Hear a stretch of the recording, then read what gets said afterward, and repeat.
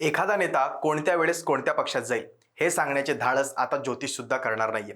इतकं राजकारण बिनभरोशाचं झालंय. निवडणुकीच्या आदल्या रात्री एखाद्या कार्यकर्त्याने पक्ष बदलण्याचे अनेक उदाहरण आपण सध्या महाराष्ट्रामध्ये बघितले. पुण्यामध्ये तर ज्या पक्षाने उमेदवारी दिली त्या उद्धव बाळासाहेब ठाकरे गटातून उमेदवारी घेतल्यानंतर पुन्हा भाजपामध्ये प्रवेश करण्याचा पराक्रम एका उमेदवारानं केला. काही जण तर निवडून येताच एका पक्षातून दुसऱ्या पक्षामध्ये जाण्याचा पक्षप्रवेश सोहळा आपण नुकताच अंबरनाथमध्ये पाहिला.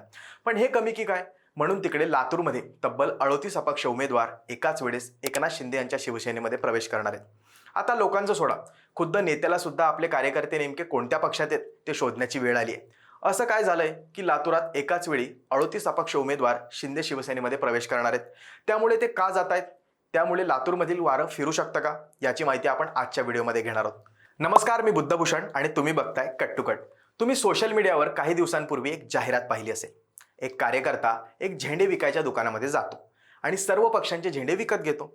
त्यावेळेस एक जण म्हणतो, अरे तू सगळ्याच पक्षाचे झेंडे का विकत घेतोयस, तुझे नेते तर अमुक एका पक्षामध्ये.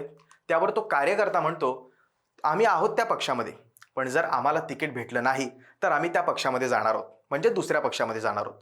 शिवाय आम्हाला त्या तिसऱ्या पक्षाची विचारधाराही आवडते, पण त्या चौथ्या पक्षात आमच्या नेत्यांचे संबंध जरा चांगले आहेत.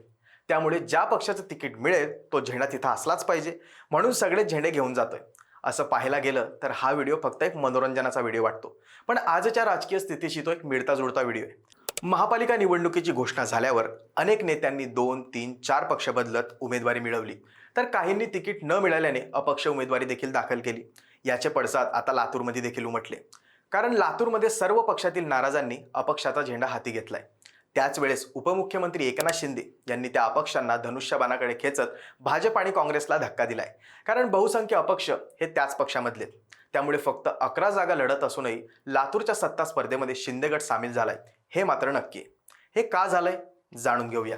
राज्यामध्ये अनेक ठिकाणी भाजपने शिंदे गटाला चर्चेच्या वाटाघाटीमध्ये गाफील ठेवत ऐनवेळी त्यांची कोंडी केली. मुंबई ठाणे वगळता अनेक ठिकाणी दोन्ही पक्ष वेगळे लढत आहेत. तसाच काहीसा प्रकार लातूरमध्ये झालाय. त्यामुळे भाजप सर्व जागा लढत असताना सुद्धा शिंदे गटाने मात्र 10 ते 11 जागांवर आपली लढत दिली आहे. तसं पाहायला गेलं तर लातूर हा पारंपरिकपणे काँग्रेसचा बालेकिल्ला राहिलाय. पण 2017च्या लाटेत भाजपने तिथे मुसंटी मारत सत्ता हस्तगत केली होती. विशेष म्हणजे काय, तर त्या निवडणुकीत शिवसेना आणि RPIला आपलं खातं सुद्धा उघडता आलं नव्हतं.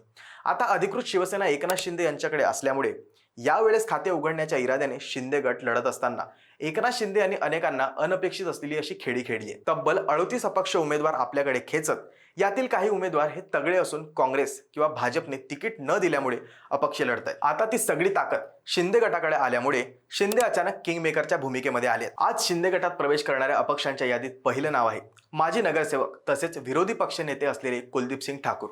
ठाकूर हे भाजपचे जुने आणि निष्ठावंत तसेच मोठे नेते होते. त्यांनी विरोधी पक्षाने देखील भूषवलंय, पण यावेळेस त्यांना पक्षाने तिकीट नाकारल्यामुळे त्यामुळे भाजपचं काँग्रेसीकरण झालंय असा आरोप त्यांनी केलाय. आमदार संभाजी पाटील निलंगेकर यांनी तिकीट देताना निष्ठा न पाहता चेहरा पाहत किंवा त्यांच्या गटातील लोकांना तिकीट दिल्याचा आरोप केलाय. त्याचबरोबर काल परवा पक्षात गेलेल्या लोकांना तिकीट देत भाजपने निष्ठावंतांना फाट्यावर मारले असा दावा सुद्धा त्यांनी केलाय. तसेच पक्षाने तिकीट दिले नसले तरी आम्ही अपक्ष म्हणून लढणार आहोत असं सांगत ठाकूर यांनी अपक्षांची फळी वेगळ्या वार्डामधून उभी केली. यात काही मागील विजयी नगरसेवक सुद्धा आहेत.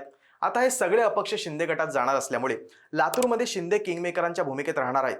ठाकूर यांनी आमचे काय चुकले हे पक्षाने आम्हाला सांगावे अशी भूमिका घेतली आहे. आज संध्याकाळी मुंबईत हा पक्षप्रवेश सोहळा होणार आहे. या निर्णयामुळे लातूरच्या निवडणुकीच्या रिंगणात आता शिवसेनेची ताकद अचानकपणे कित्येक पटीने वाढणार आहे. विशेष म्हणजे यामुळे काँग्रेसचे गणित देखील बिघडणार आहे, हे मात्र नक्की.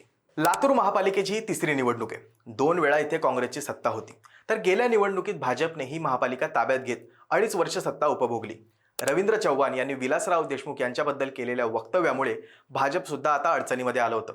आता बंडखोरी केलेला गट शिंदे गटात जाणार असल्यामुळे भाजपच्या अडचणी वाढणार आहेत, हे मात्र नक्की.